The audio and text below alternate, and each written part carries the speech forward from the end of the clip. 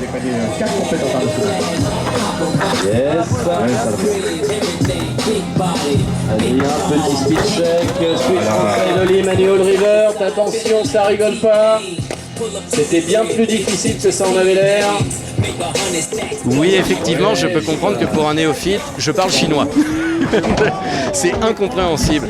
Mais sachez que la plupart des gens qui pratiquent sont très calés sur le vocabulaire, donc pour eux ça va. J'essaye du mieux que je peux de faire comprendre aussi au public extérieur ce qu'il se passe un petit peu, mais c'est vrai que vu que j'ai l'habitude de travailler sur beaucoup d'autres compétitions, je suis peut-être un tout petit peu technique parfois, oui. Ça a quelques exemples de figures. Là, il y a effectivement différents éléments sur le parcours et j'imagine que chacun a un nom et chaque figure a un nom aussi. Tout à fait, tout à fait. Et en plus, si vous voulez même compliquer la chose, les figures peuvent s'enchaîner. Par exemple, si vous sautez et que vous faites vriller la planche sur son axe, ça s'appelle un flip.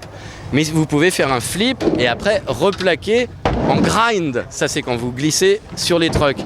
Encore un terme technique, les trucks, ce sont les petits morceaux de métal qui tiennent les roues sous la planche.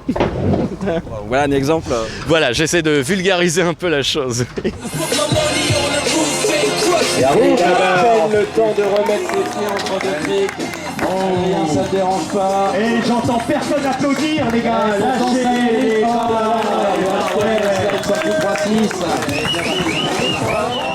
Alors c'est la première édition du Rouen Firing Line, c'est le nom de l'événement, et à mon avis pas la dernière, je pense. Et donc c'est une compétition internationale. Nous avons des riders qui nous viennent de 5 ou 6 pays à peu près. On a des Français, des Hollandais, des Portugais, des Belges, des Anglais.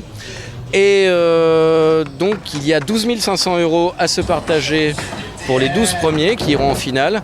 Mais nous avons aussi pour une fois une petite liberté en tant que speaker. Et j'ai 2 500 € à distribuer tout le long du week-end pour les gens qui vont nous faire des figures absolument incroyables. C'est une première à Rouen, je pense notamment à ce parc, à la construction là, des éléments en bois, là, c'est une première. Alors oui, comme ça, le fait de monter un skatepark éphémère, juste pour un événement, oui, c'est une première. Il y a eu d'autres choses de faites, mais beaucoup plus petites, beaucoup plus locales, on va dire. Là, oui, c'est une première. Il y a un skatepark à Rouen, qui est un skatepark internationalement reconnu, où il s'est passé de gros événements. Mais là, c'est une première. Le principal organisateur, c'est monsieur Florian Rivière de Bud Skate Shop, le magasin de skateboard à Rouen. Et en partenariat, bien entendu, avec la ville, la région, Rouen Métropole, etc.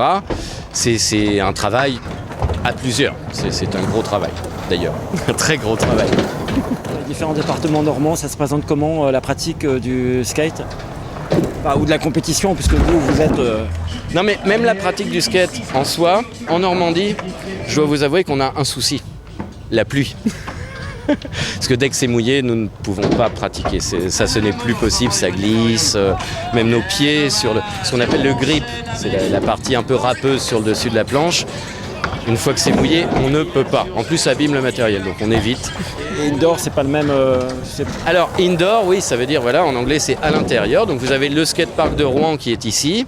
Mais c'est vrai qu'après, pour pratiquer en intérieur, eh bien, il faut aller donc soit à Rouen, soit à Paris, soit au Mans, soit à Nantes.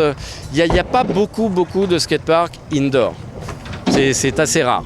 Parce que ça demande du personnel, ça demande une grosse construction, un loyer, etc.